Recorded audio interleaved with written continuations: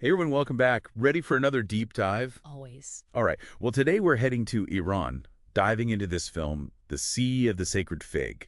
Oh, interesting. It's been making waves internationally, picked up a special jury prize at Cannes. Wow, that's impressive. Yeah, I guess what's really caught people's attention is how it weaves in actual footage from the protests that have been happening in Iran. Bringing that reality right into the drama, huh? Exactly. And we've got this great review from MovieKaTicket to guide us. So Okay, let's hear it. yeah, so the film centers on this judge, Ayman, right?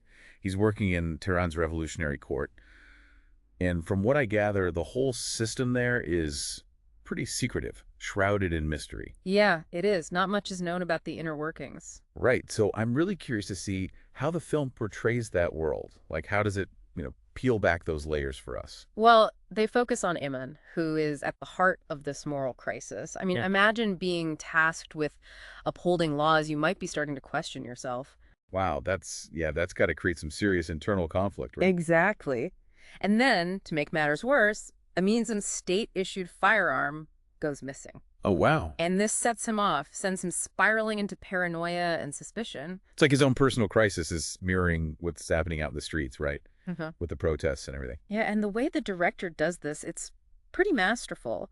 They take scenes with Irene and then bam, they cut to actual footage from the 2022-2023 protests.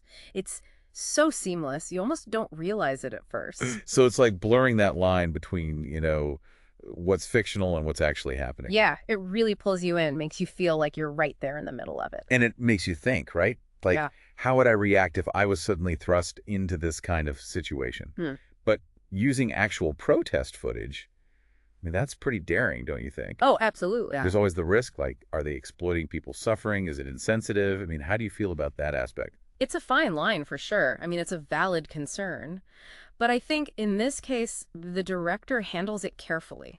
The footage isn't just thrown in there for shock value. It actually has a purpose. Right. It deepens the emotional impact, gives you a real sense of what people were going through during those protests. So it's not just Iman's struggle. It's like a window into the lives of so many Iranians. Exactly. And the performances really bring that to life, too. Like the review mentioned, Misazer as Iman, he's just phenomenal. Yeah, he's gotten a lot of praise, but what about the rest of the cast? The review kind of glossed over them. Well, Sohila Golestani, who plays Iman's wife, Noshma, she's fantastic. You see her wrestling with her own anxieties and fears as everything around her is falling apart. Right. And then their daughters, played by Masa Rostami and Setara Maliki, they add this whole other layer, you know?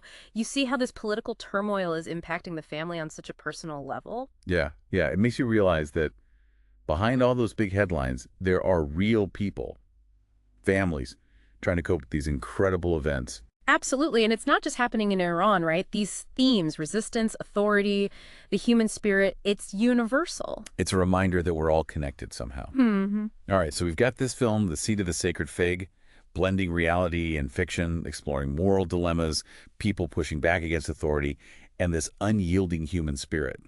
It's all there. And it leaves you with a lot to think about. I mean, can art actually inspire change? Can it do more than just reflect what's going on? Such a good question. And with everything happening in Iran right now, it's even more relevant. It is. So yeah, definitely check out The Seed of the Sacred Fig if you get the chance. I want to know what you guys think. Did it spark any thoughts? Any questions? Hit us up on social media. Let's keep this conversation going. Yeah, let's do it. And until next time, happy diving. Happy diving. Bye, everyone. See ya.